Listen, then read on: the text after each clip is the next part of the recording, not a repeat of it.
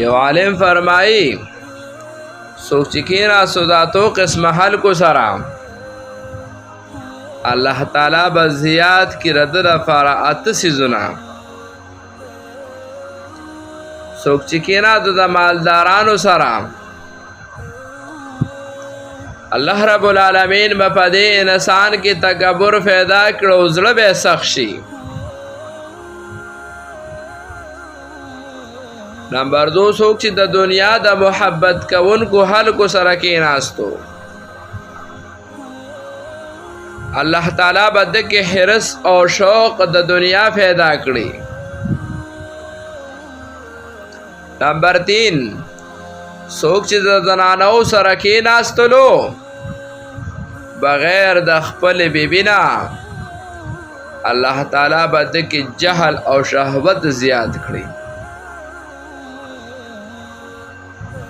نمبر 4 څوک چې د ماشومانو سره کېناستو الله تعالی به دغه زیات کې د لوب او عبثیات په انسان کې سیوا شي. نمبر 5 څوک چې د فاسقانو سره کېناستو یعنی بېدینانو خلکو سره کېناستو الله تعالی به دغه کس زړور کې ګناهونه به کوي او سستی به په توبه کې ورته نصیب شي. یعنی ګناهونه به کوي او توبه به نو باسي.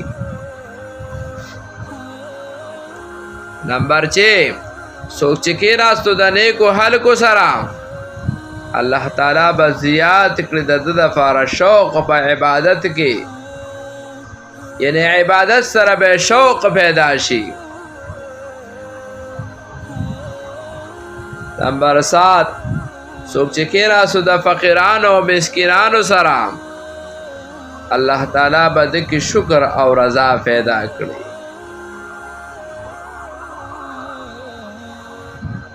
نمبر 8 څوک چې کېناستو د عالمانو سره الله تعالی به د علم زیات کړي او دغه و فرزګاری پیدا شي.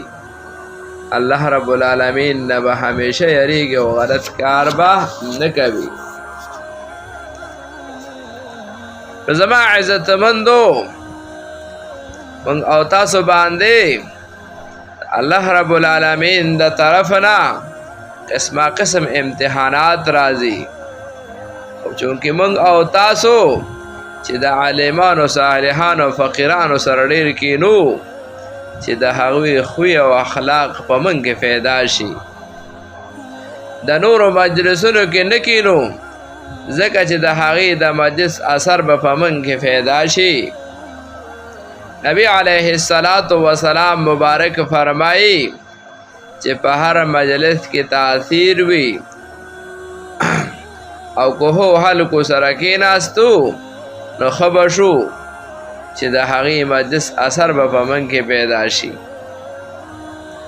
او که چېرته د بدو خلکو سره کېناستو د هغې د مجلس اثر به په من کې پیدا شي.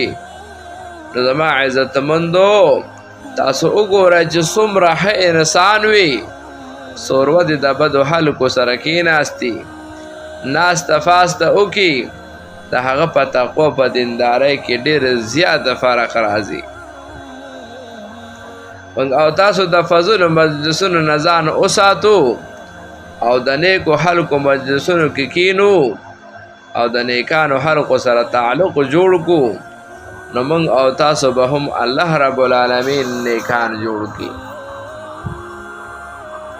ځکه یو حدیث مبارک کې راځي عن ابن عباس رضی اللہ تعالی عنہ قال رسول الله صلی اللہ علیہ وآلہ وسلم فقیہ واحد اشد علی الشیطان من 1000 عابد. حضرت ابن عباس رضی اللہ تعالی عنہ روایت دے چې نبی علیہ السلام مبارک ارشاد او فرمایلو چې یو فقیه عالم دین په شیطان باندې زرو عابدانو نه زیات سخت دی. یعنی عالم د شیطان د وسوسې جواب د قرآن او حدیث په دلیل سره کولی شي. عابد چونکې د قرآن او حدیث په دلیل پوه نه وي نو زر دوکه کیږي. عالم هو خبر وي چې دې کار کې دومره ګناه ده ولې وکړم، عابد خبر نه وي چې دې کار کې څومره ګناه ده. یعنی مطلب دا چې د یو فقیه یو طرف ته او یو زر عبادت گزار بل طرف ته، دا زر عابدان شیطان ته دومره سح نه دي لکه څومره چې یو فقیه ورته سح وي. یعنی شیطان ته زر عابدان دوکه کول آسان دي په نسبت د یو فقیه چې دوکه کول یې ډېر زیات مشکل دی شیطان دپاره.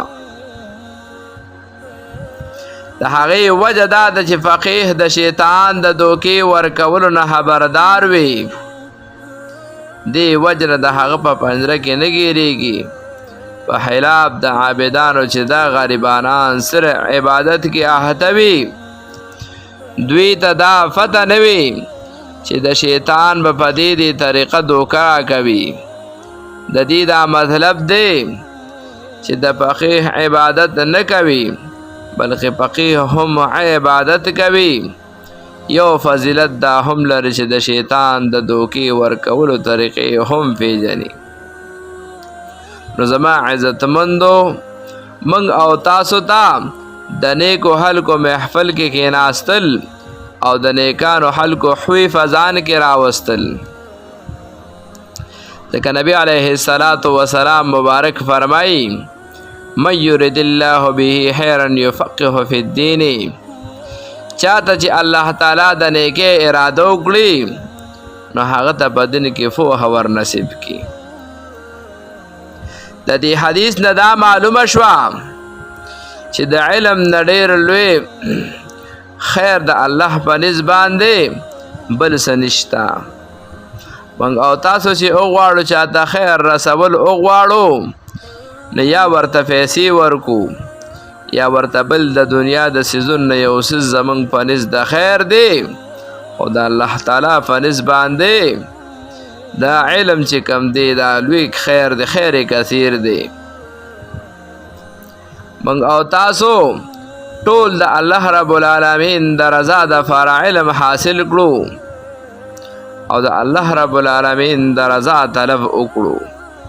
نبی علیه السلام مبارک فرمایي العلماء ورثة الانبیاء، علما چې کم دي دا د انبیاء علیه السلام وارثان دي. نو د دې حدیث نه دا معلومه شوه چې د نبوت نه بل لویه مرتبه نشته او د وراثت نه بل لوی شرافت نشته.